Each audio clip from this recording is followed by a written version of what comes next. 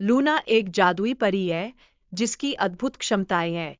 वह हमेशा प्राकृतिक सौंदर्य को फिर से जीवित करने की कोशिश करती है और इस कारण से सभी जीव-जंतुओं के बीच उसे बेहद प्यार किया जाता है।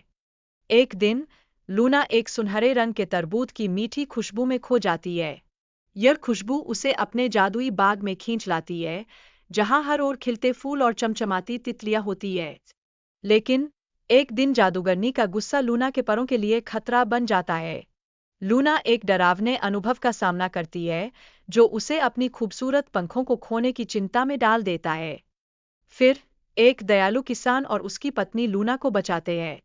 वे उसे अपने घर ले जाते हैं और माता-पिता की तरह उसे प्यार और सपोर्ट देते हैं, जिससे लूना को एक नया जीवन मिलता है।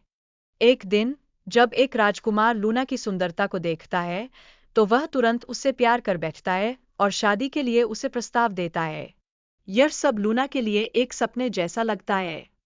आखिरकार, लूना ने अपने असली माता-पिता से मिलने के लिए एक साहसी यात्रा की और उनकी खुशी के लिए उसने उन्हें एक शानदार महल बनाकर दिया। यह एक खूबसूरत प्रेम कहानी बन जाती है।